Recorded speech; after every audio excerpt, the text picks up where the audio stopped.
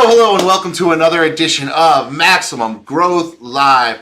I am one of your hosts, Jay Ruane, CEO of FirmFlex, your social media marketing agency for lawyers, as well as managing partner of Ruane Attorneys, a civil rights and criminal defense firm, and who knows what's next firm, and we're going to talk about that in a moment, in Connecticut. But with me, as always, my buddy over there, down in his Washington, D.C. office, no longer working remote. It's my man, Seth Price. Seth is the founder and managing partner of Price Benowitz, your D.C., Maryland, Virginia, and South Carolina law firm handling PI, criminal, and family law. I think that's it right now. As well as the founder of Blue Shark Digital, which is a SEO for law firms as well as other agency interests as well. So Seth, it's been a while since we've been live together. We've had some replays the last couple of weeks. How you been the last couple of weeks? It's good. You know, the getting back to the office is good. It is stressful. You know, you're starting to, towards the end of this, we talked about getting in, we ripped the Band-Aid off, we're all remote. But I was seeing areas that, I didn't love the extended disappearance. Areas that are great. There are a lot of lawyers never coming back, and we talked about, and you'll probably talk about reducing footprint and things along those lines. Blue Shark is still all virtual. We're getting a space in the next month or two. But we did an offsite for Blue Shark. We had 50 people for the day. People flew in who weren't local. It was awesome. And you forget that energy that is there. There's a lot of drama, there's a lot of expense, but there's a lot of benefits to being around each other. Yeah, there definitely is. And, it's funny. I've been back in the office now somewhat consistently for the last couple of weeks. And, it's still a little quiet. It's not nearly what it used to be. A lot more lights off than on. But I'm hoping that over the next couple of months, we get into a rhythm and more people are coming in. We've got a whole team on a civil rights case that has basically set themselves up off-site because they had to work together before our offices reopened. So once that summer judgment time gets taken care of, they'll come back in and it'll sort of, I think, raise the number of people in the office and we'll get back into a flow. But I wanted to talk to you first thing about an issue that I've had recently. I don't want to say it came out of the clear blue sky because there were rumblings of it, but and we've talked about it. I just had my state of Connecticut legislature wipe out an entire practice group and destroy years of hard work, years of revenue, years of growth. And in about 14 months from now, everything that we've done in pardons is going to just evaporate because they're going to become automatic now. Whereas before you'd have to file an application. That's where we became a market maker. Our volume was tremendous, but we made a lot of good money and did a lot of good for a lot of people. And so now I'm at the point where I need to start investigating what practice area is going to replace that because I need to build another practice area. And so I wanted to talk it, and I think we're going to talk it through on the show over the next couple of months. We will over the weeks, but it's funny because I spent much of COVID curtailing practice areas. We have a whole bunch of smaller ones, but I woke up one morning and I talked about this with Jim on their show and realized that our immigration just wasn't exciting from a profitability point of view. It wasn't a passion. The person I had was heading back to the government, and rather than retooling, which is what you do historically when you lose somebody, I turned to Jim and said, "Hey, this why don't you open a DC office?" And again, and this wasn't the case for you because it was a profitable area, but being able to trim and look at things that may be less profitable, not the worst thing in the world as well. We talked a lot about during COVID about pivoting and open other areas, but I feel that there are times that, not with contraction, but with increased focus on, only so much bandwidth to go around, that I think we have been very pleased and have not looked back on that, extricating something from your practice when it's either not a passion or not exciting enough to the bottom line, and that effort could be better used with better multiples in other practice areas. Yeah, it's certainly something that's going to be a challenge for us, because we had me and my love for systems. I really took all the things that I had learned in building my other practice areas and really sort of built this expungement pardons practice from the ground up, all systems based. It functioned really well. And I'm a little heartbroken to see it disappear. I know it's going to be good. As a digital marketer, you'll be able to combine the sites and gain authority. You got the reviews. You're going to come out of this from a digital marketing point of view in a really good space for your existing product lines. I have no doubt. So, okay, so let me ask you a question then, right? So I've got this standalone brand, and it's got about 150 5-star reviews. It's solid. It actually holds position 0 for many of the search terms. I mean, we have the knowledge box, which is great. So do I combine that GMB listing with my main law firm listing and take my 200 reviews up to 350 overnight? Or do I take that and merge it with one of my secondary office GMBs that have got like 50 and get that up to 200 pretty quickly? What would you do in that situation, Seth? Great question. I think it depends where you are compared to the market for your main office. If you dominate the main office, let's say you are the closest competitor at less than 100 reviews. I don't remember last I've looked in Connecticut. If you are blowing away the competition, why 5x it? I mean, to me, That's not necessarily a good thing. I think when you go too far from the competition, it can look unreal, like not natural, right? Gotcha. Whereas if you have a second office and you could basically gift yourself a second office, not the worst thing in the world. So, if your money office makes you the most, but your geography is such that a second office probably does you more than one Mac Daddy office. And that if you could put a second meaningful pin on the map, that would do you as much or more good than maximizing the first. But a conversation I'm sure we'll have over the next couple of weeks and possibly right here. Yeah, absolutely. Because, this is the kind of thing that you and I have talked about for years without people listening in on it. And now we're just doing it live so people can sort of see our thought process. And I'm sure I'll fight you on some things and you'll fight me on others. But that's what it's all about. What issue are you dealing with that we can help? The things that I'm looking at right now is we talked about this sort of last time we were there, expanding, an overseas workforce to sort of supplement what we're doing, and trying to figure out how to get through recruiting quickly. I mean, the two biggest pain points in operation, we talk about this all the time, it's recruiting and it's intake. If we could wave a magic wand, those are the two areas outside of the substantive law practice that, I'm taking marketing as a given because I feel like, for us it is solid. That's the other leg here. But making the phone ring, what you do with it, and then getting the talent in the right seats on the bus to do it. And to me, coming back, again, this is nothing major. These are very doable, but we had sort of allowed certain people who were, to move during COVID. COVID's over. I don't necessarily always want all of those people remote. If we're going to be back, and there's certain things, who cares, right? If it's an independent lawyer, they can do their own work. But if it's somebody who's touching employees, there's a certain amount of value of popping into offices and making sure everything's okay, getting a pulse on things. Again, there are operations that are set up fully remotely. God bless them.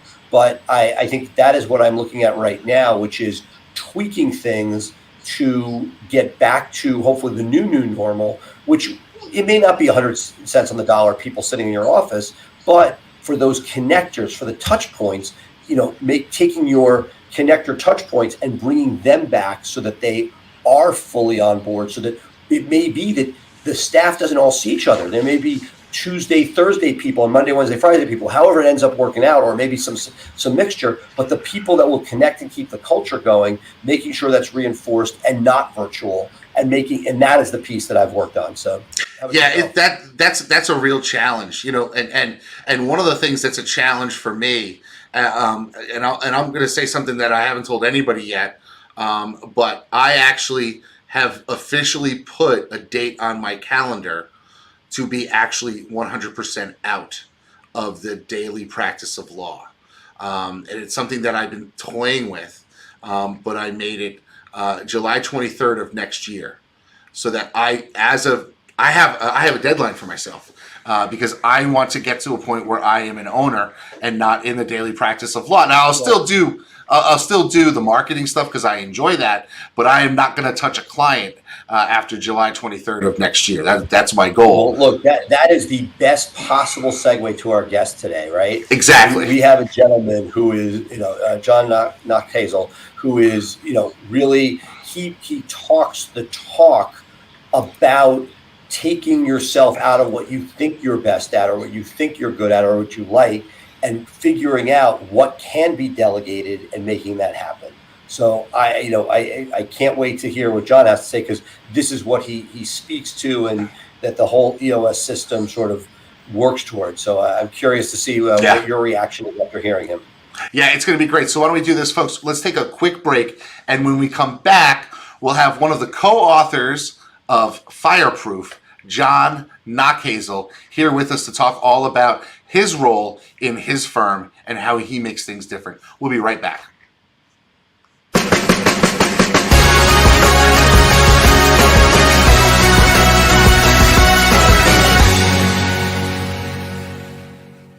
Hi, I'm Jay Ruane, one of the founders of FirmFlex and a practicing attorney for over 20 years. Anyone who knows me knows how my firm runs on the systems we create, and it has allowed us to flourish, even in tough times. I spent years and hundreds of thousands of dollars until I finally figured out a way to engage my audience and drive top-of-mind awareness with social media. And what did I do once I figured it all out? I built a system for it, and now you can put that system to work for you. You see, we took the hard part, creating the content and finding the images, and made it foolproof. Every day you will have curated social media topics to post designed to make your firm constantly remind your audience about your firm, what you do, and how you can help. And the best part? You don't even need to hire a dedicated social media person to do this for you. In fact, you don't even need to hire anyone new. We designed the system to make it easy for you to delegate to your receptionist, assistant, or paralegal and have them execute solid social media for you in just 5 minutes a day. It's like having a content writer, researcher, and graphics designer at a fraction of the price it would cost to hire in-house. Sign up today for the Social Super System and start building your brand where your clients already are, on social media. In this world today, if you want to grow your business, you want to grow your firm, you want to take on more cases and make a bigger impact, you have to have a digital blueprint. Statistically, throughout the time that we've been working with Blue Shark Digital, our law firm, the Atlanta Divorce Law Group, grew over 1,400%. They truly understand where we're headed and how we want to get there. I have a team in Blue Shark Digital that I feel like has my back.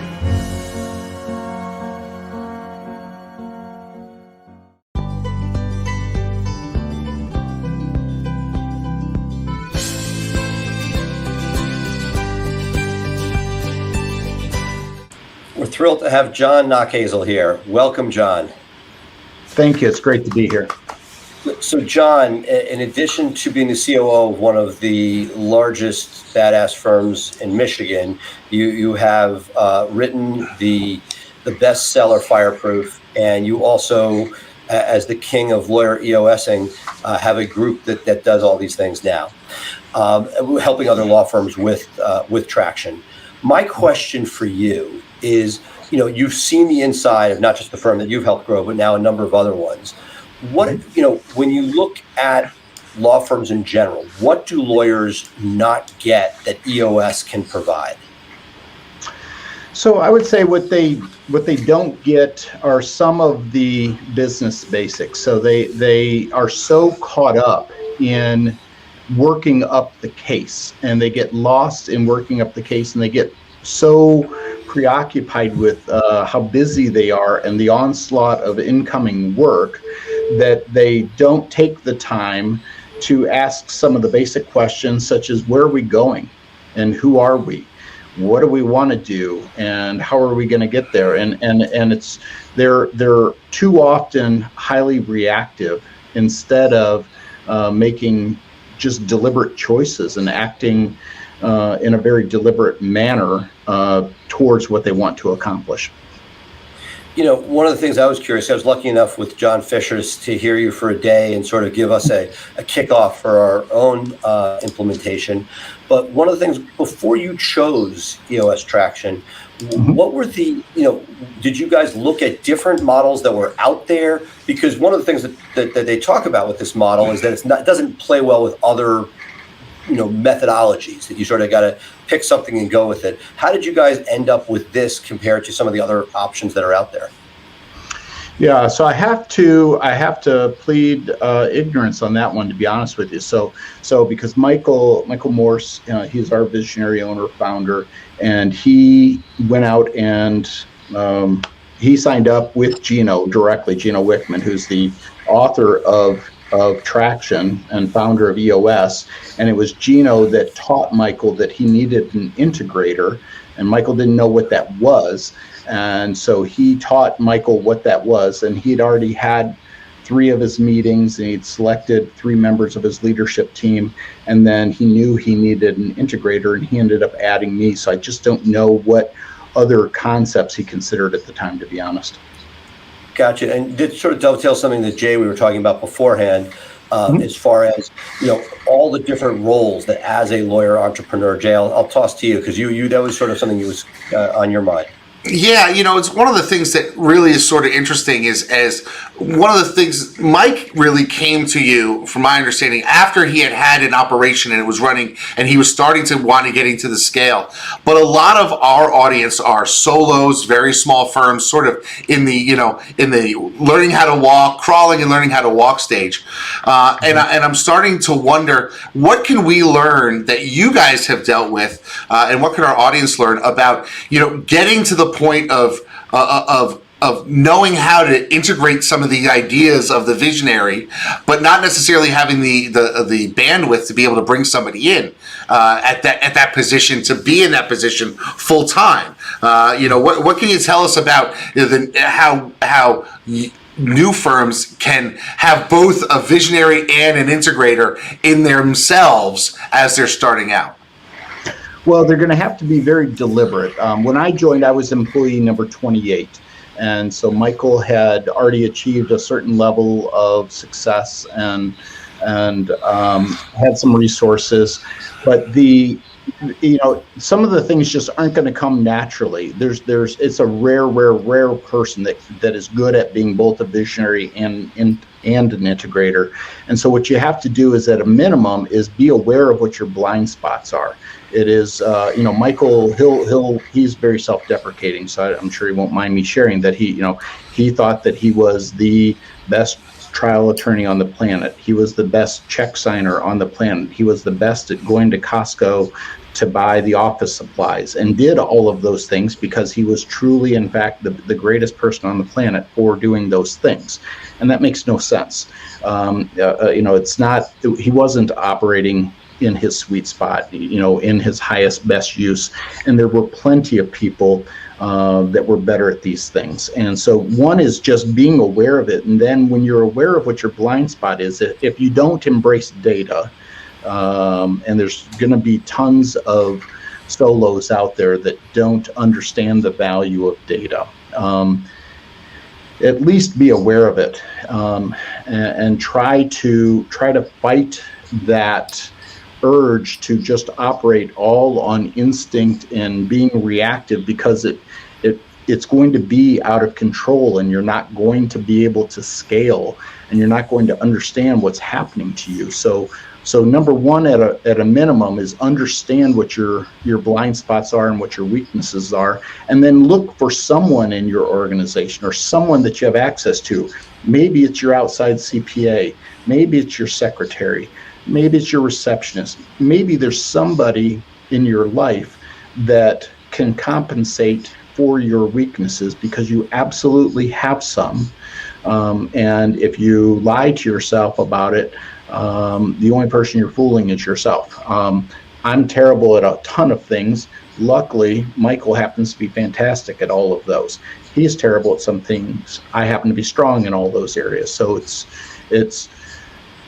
be aware, and then when you do go looking, look for your polar opposite. Don't look for someone that is looking through the same lens as you and getting to the same conclusions that you are, because that doesn't make you any stronger. It doesn't provide any value to just hear from somebody that happens to agree with you.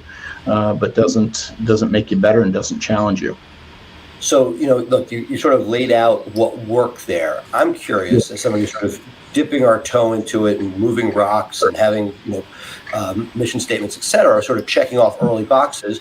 What are some of the things, was it all smooth sailing, or are there things that you wish you knew when you started, or hiccups along the way that we could help the audience sort of hopefully navigate around, or at least know that they may be coming? Yeah, so I would say this, that one of the hiccups along the way that I wish I would have been more thoughtful about was that lawyers are some of our best lawyers who are fantastic at trial, and they're fantastic with clients. You would think that they have the intelligence and the people skills to manage people. And that's not true. Some of them do, but a surprisingly small number of lawyers are actually good at managing people. Even though they had what I thought were all the fundamental building block pieces, and a bunch of them just don't enjoy it at all. And so we had people that we put in position to manage teams, and then they came to us, after a year and a half or two and said, no more, please. I went to law school to be a lawyer, not to be a manager. And they weren't enjoying it. And so we had to pivot and found those small number of people that happened to be great lawyers, yes, but also great managers of people, and building a team and having fewer teams that were larger, because we only had, a handful of great managers in our presence. That seems to be one of the biggest challenges that Seth and I talk about frequently is finding the right people for the right job. But I want to go back to a thing that you talked about a little while ago, and that was, relying on data more than instinct. And I think it would be important. I know you guys have the scorecards and that type of thing. Okay, let's talk a little bit about that for our audience so that they can truly understand the role that data plays in managing any organization, but specifically a lawyer organization. Because, so much of what we do as trial lawyers is, do I pick this juror or that juror? Well, it's a gut thing. I can't say with specificity, when I put a number on a file, on a PI file, do I want 75,000 or do I want 95,000? It's sort of a gut thing for most of our people that are listening. But talk a little bit about some of the metrics that you measure and how you unpack that data to be able to make concrete decisions to move yourself forward. So there's so much there. Let me go with one of the stories in the book that we talk about. Is in 2018 we projected, I forecasted that we would finish the year at 160 million in disbursements, and that was higher than we'd ever done before. And I did it by looking at the average case value, the timing at which the cases actually end up yielding money, and then the number of cases that we signed up. And so part of my thought process there is I'll project out, here's where we're going to be, and knowing then once I know the revenue, and that particular year I was off by $1,700, so it was extremely precise.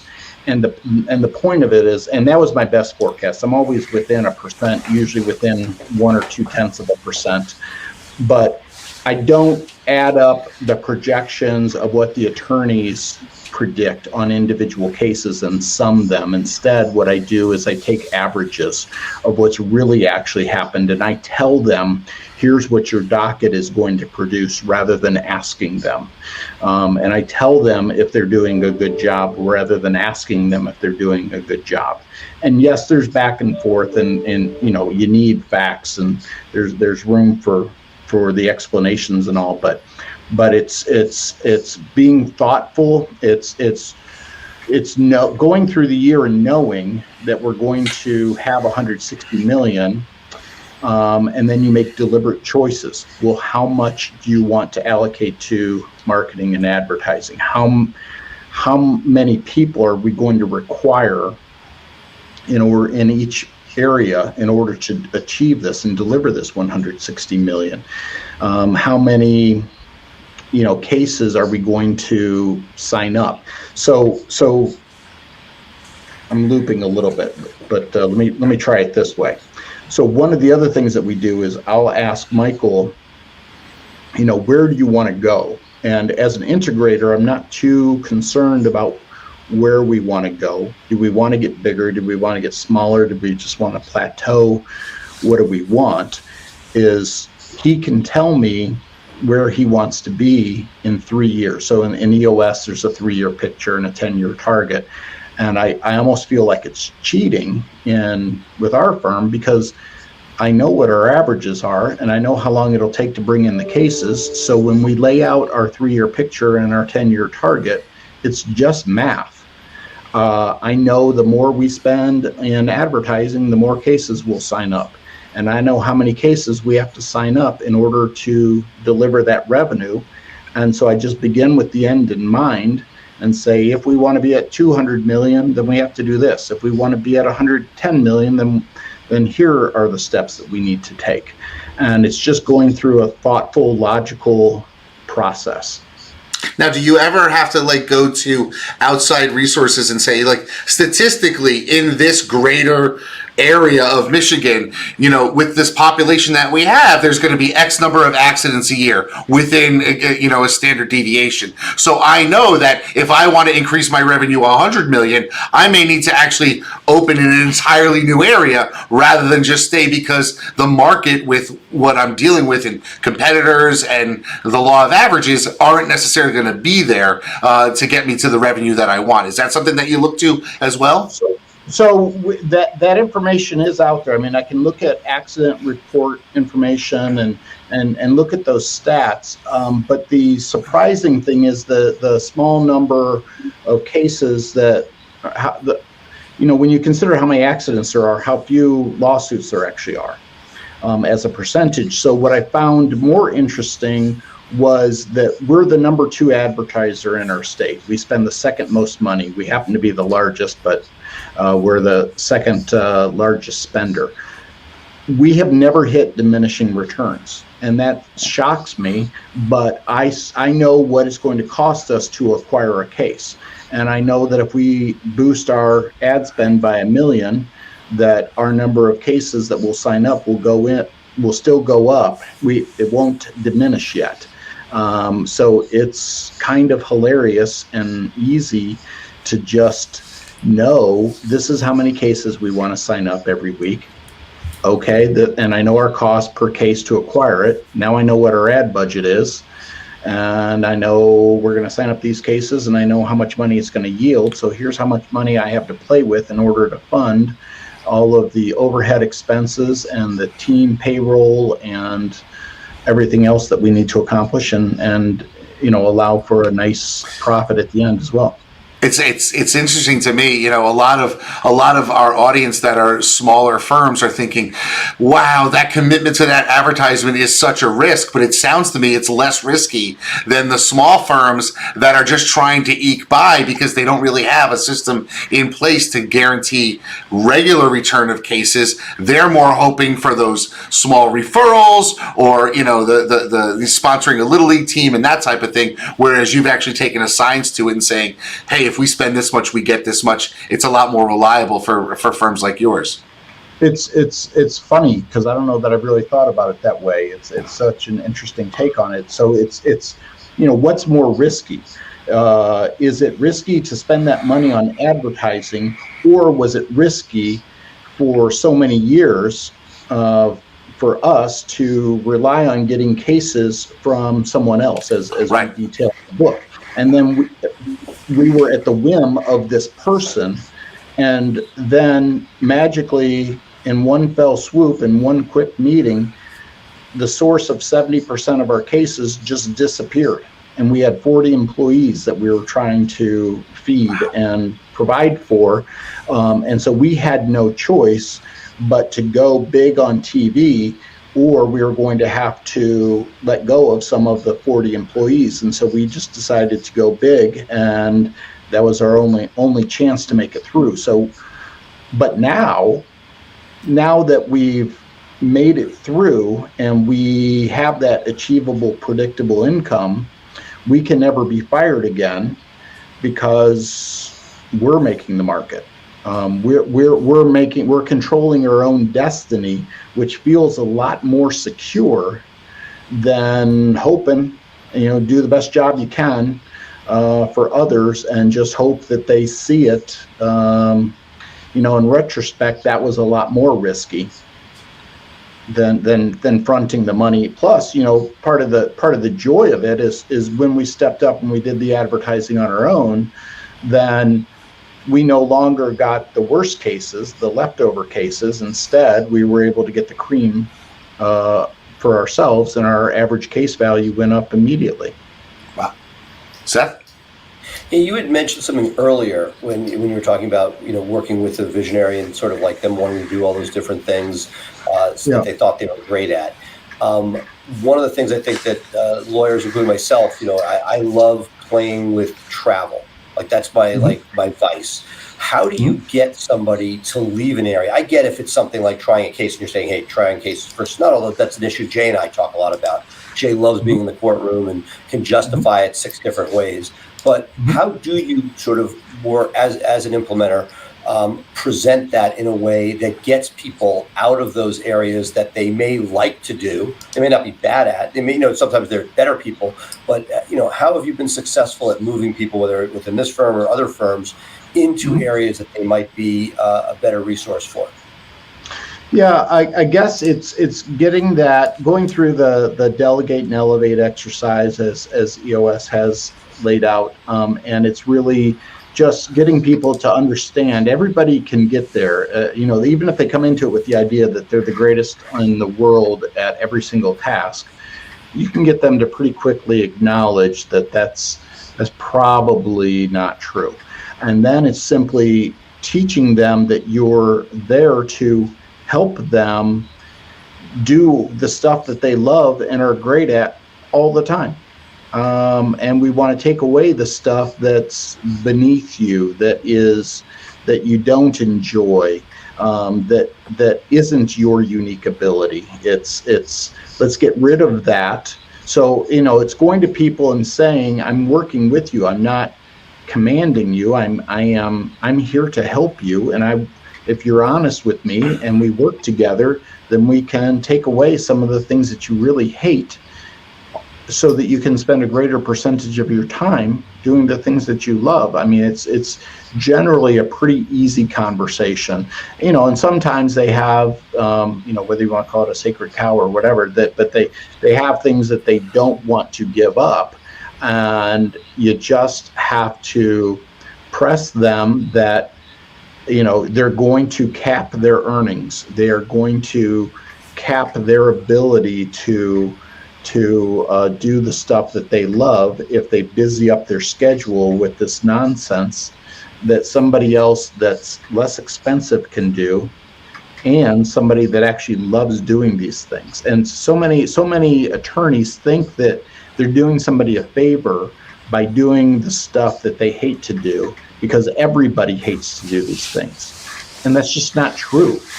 For everything that an attorney hates to do, somebody is out there that just loves it. That's what they thrive on and want to do it all day long. It's an energy creator for them, not an energy sucker. So, they exist. You just have to, work through it. That reminds me of my brother-in-law. He loves firing people. That's because he figures if I'm firing somebody, I'm making the organization better. Right? And so that's his thing. He's like, I like to come in and say, we don't need these people. Let's get rid of them and make the organization better. And I know a lot of people struggle with that firing decision because they get too wrapped up in the emotion of it. And that's certainly there. Before we get to Seth, before we get to your last question, I want to ask a question of John about systems, because as everybody knows, I'm a systems-based guy. I love documenting systems, that type of thing. In an organization such as yours, with that size, obviously systems play a big role, and it's important for people to follow the systems that you have in place. How do you guys have your systems documented in that office? Do you use an online wiki? Do you have binders? How do you get somebody who's new into the office to understand, hey, we do things one way, and it's the law firm way, and that's the way we want to do it across the board, no matter what position you're in? How do you guys implement systems? So I'd say two things. One is that we embrace the idea that less is more, and that having a very simplified process documented clearly and continuously updated is the key. If you have a 100-page manual, it's going to take forever to create. It's going to be really expensive to create, and no one will ever look at it. And our goal is to do it in about 3 to 5 pages. So it's there. So the process is documented, and then that's part of the onboarding training plan. When someone comes in, someone goes through that with them. But I think the most important thing that we do is we take those processes and we embed them into our practice management software. We happen to use CasePacer for practice management software. We use Lead Docket on the front end, and we use Business First for our accounting system. But we put in safeguards. Like in CasePacer, we have business rules that when a request for complaint is submitted, then automatically a tickler is created for someone at X amount of time for that request for complaint to be done, or for that complaint to be drafted. Then when someone completes that, automatically then another one is created, is now we need to file it. Once that date is put in and it's ticked done, automatically it's okay, now we need to service it. We need to serve it. So it's making it so that all you have to do, that the processes are embedded into your software. You show up, you look at the screen, and you do what the screen tells you to do. And you have guardrails that don't allow you to deviate. And then we're looking at the metrics. We're sucking the data out of the practice management system and putting together reports so that we can mine for things that are we go an inch deep, a mile wide, and we're just hunting for bombs. And then when we find a bomb, we go in and we teach and we correct and explain what's going on. I love it. Seth? Yeah, so to me, my last question was, I felt like when I met you originally, and you were sort of like, you had crushed it, you wrote this book, I felt similar like when I had done this for Price Benowitz. I figured out digital marketing for Price Benowitz, and Blue Shark was invented, and it was like, okay, how do we do this for others? And everybody was like, well, you did it for this group, but you had your thumbprint on that. You were a full-time employee doing it. Now, what are some of the things that you've learned? Because you don't control every facet of the firms you're now consulting with. Correct. It's a different environment. What are some of the takeaways now that you've seen the inside of a couple dozen different shops, and you're sort of seeing, I don't want to say an environment you don't fully control? Talk to me about that world now that you've seen the inside of many places. Yeah, so I guess here's one of the things. I don't know if this is exactly on target for you, Seth, but it's a point I want to make anyway. Is that I feel that for me as an integrator, one of the things that has allowed me to be successful for Mike Morse is that I don't have to have it my way. I just want a deliberate decision, and that's all I ask for when I'm out there working with a Fireproof client. Is I am teaching them, I'm sharing them my insight. I don't have to be right. I have to provoke thought and force them to make a deliberate choice, and making sure that they've considered the outcomes and the ramifications of their choice, and tell them where I have experience and say, yeah, we went down that road and that was a mistake because of X, Y, and Z. But ultimately, this is your choice. I'm not trying to get them to do things exactly the way that we do it. I'm trying to lend the benefit of our experience, but then ultimately, I never cross over a fine line. I'm not running their law firm. I'm merely offering advice and teaching. And understood and point taken. I'm taking it one step further. So you have seen that not everybody thinks the way you guys do. What are some of the insights that you've learned? I'm trying to sort of like crowdsource your wisdom now that you've seen all these different firms, strengths and weaknesses. What are the strengths that have made people more successful, at least in the limited time that you've had this new organization, versus ones that seem to struggle? That's a great question. So I would say, I guess what I want to tell you is that it's data, and the people that are using data just have a better understanding of what's going on, and that they are able to really be more thoughtful and more confident and more secure with their decisions. And then I guess I also want to go with, I just feel like the ones that some of them struggle with identifying issues, that there's a mentality of, Seth's here, so I can't tell Seth that there's an issue in his firm. And Seth has created this environment where if you tell me my baby is ugly, then I'm going to be mad at you, and there will be retribution for this great offense. So whereas other good, healthy organizations are looking at it as every time you identify an issue, you're genuinely identifying an opportunity to improve.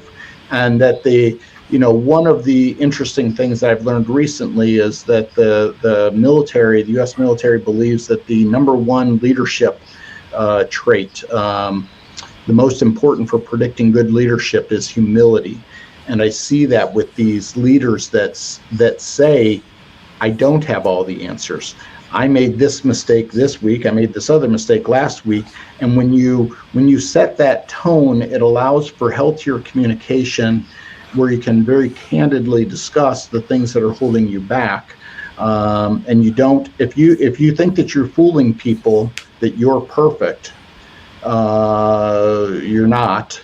You're only fooling yourself. And if you show some humility and invite people in because you don't have all the answers, then they want to help you if you let them. Well, so I think, Jay, I figured it out. Your next venture is just like Gordon Ramsay goes into the restaurants that need the turnaround. You're going to have your own reality show where you go law firm to law firm and uncover the dirt, turn it around. I think that'd be fun. That'd be fun. Let's put together a dream team and we can do it. I think this would be very cool. I'm in. All right. Well, there you go. Well, thank you so much, John. All right. Thanks. I had a great time. Enjoy. Thank you so much for being with. Before we let you go, tell everybody here we'll have some links to it, but tell us a little bit about the book and where they can find it. Sure. Best place to find it is on Amazon. Otherwise, you can go to fireproofperformance.com and find it there. Awesome. And I think you can order it right there. I'm sure you can order it right there on the website, fireproofperformance.com.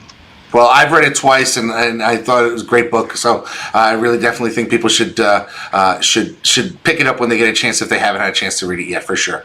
Maybe I can get you to sign my copy. I'll send you my Kindle, and you can sign it and send it back. If you would accept it, then I'll just send it to you. So awesome. Don't worry about that. Thank you so much, John. Thank you for being with us today, folks. And we'll be right back with more Maximum Growth Live.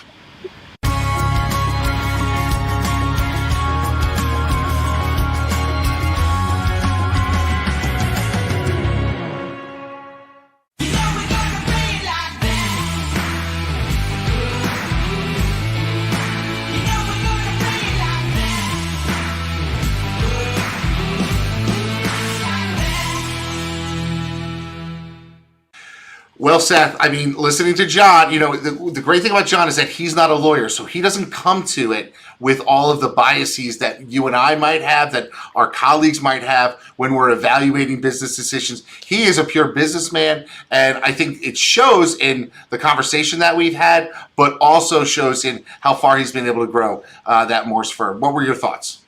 Well, I was sort of smiling on the inside. I'm curious to see whether the date set at the beginning of the show for Jay Ruane will happen, because I know, and we talk a lot, people do what they like to do. You and I have had this conversation ad nauseum.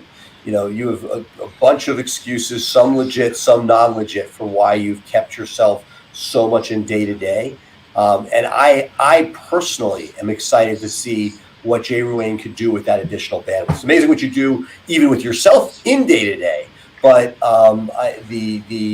the sky is the limit if you figure that piece out. I don't think you're that far away, frankly. No, I don't think I am either. But listening to John talk about taking away the things that you don't necessarily love. I've been able to shed a lot of those duties over the years and focus on the things. There's some things that I still do. I mean, there's no reason why I should be the one doing payroll, but yet I do it every Monday just because I'm the one. Yeah, I know, but it was the Costco buyer. Right. It's like, and I don't know. Maybe it's just me. Like, I like logging in and saying, I'm paying these people for doing the work that I've generated. And I don't know, maybe it's an ego thing. It's literally just going in and it takes 5 minutes, but that's 5 minutes I could be doing something else that better moves the firm forward. And so I have to get out of my own way.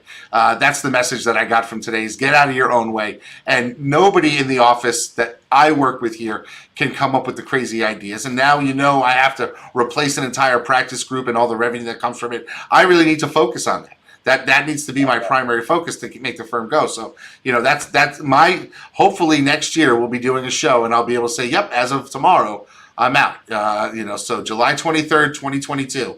I'm going to be 100% out, and I did that because it's the day before I turned 50, and I know I got to spend your 50th birthday with you, and so this may not be as much fun as we had in Vegas, Seth, but it'll certainly be meaningful. That's for sure.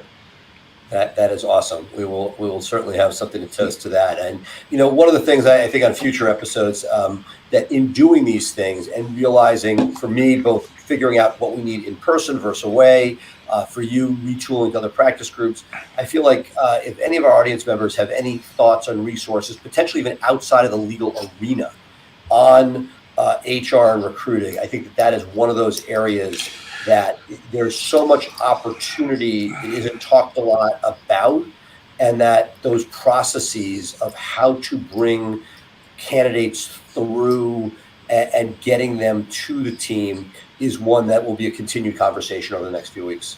Yeah, I definitely think it's and I'm telling you, 22 years of my practice, getting the right people in has always been my challenge. If you know my dating history, I don't necessarily pick the right person. I lucked out with my wife, and you. But over time, your decisions you get better with time, and part of it is I can look at Blue Shark. We started off, getting people. You had to sort of hope that you got somebody from local school with nothing else to do. We are, I just sat at an offsite the other day with people from UVA, Michigan, Northwestern. I mean, it's as you put that out there and you sort of figure out a way that people want to be there, and that's part of the conversation. Not only the process of getting it through, but how do you position the firm in a way that talent wants to be there? It's definitely a challenge, and one that we could spend a lot of time talking about. It is. And even in a small firm, in a small area, you want to position yourself as the go-to people for something and be known for excellence. So you don't necessarily need to be a national firm to really want to bring in the right people that are local. But, we could talk about this for hours, and I don't want to do that, Seth. There's a lot of things that people should know. Number one, if you want to catch this show on a replay, you can listen to the Maximum Growth Live podcast, available wherever podcasts are available, even on Spotify, Apple, Google, wherever you go for that. You can also catch us syndicated every week on the Maximum Lawyer podcast. They catch us up with their feed, and there's some great stuff on there. The other thing I want to talk about, please be sure to come see Seth and me and a whole host of other people who will be speaking live this year in October at Max LawCon. You can find out more information at maxlawcon.com or maximumlawyer.com. It is a phenomenal seminar. Seth, I know you've been to the other two that have gone on. This one, the lineup of speakers has been announced, and we don't have time to go through everybody right now, but it's just... The speakers are the least of it. Not taking nothing away from speakers, present company included, but the group and the esprit de corps of the crowd that's there, and both helping myself and watching young firms grow, it is really a great learning and sharing environment. So really encourage people to consider it.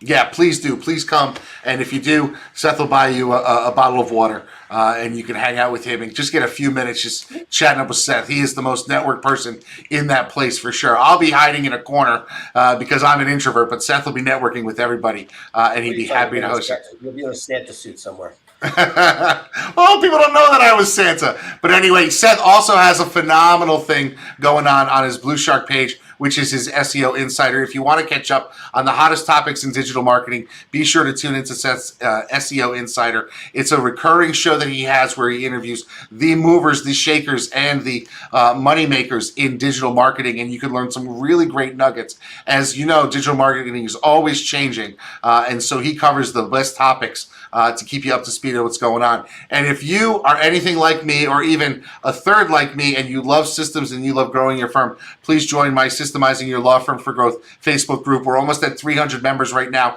Every week I'm posting 2, 3, 4 different systems that people can cut and paste, apply into their firm, and we're getting a lot of good feedback. So I'd love to have you in the group with us where we can talk about great systems that you can implement to make your firm move faster, smarter, and better for you. So that's going to be it for it, Seth. Thank you so much for being with me today. It's great being back live with you and doing a show like this, and having John as a guest was a knockout.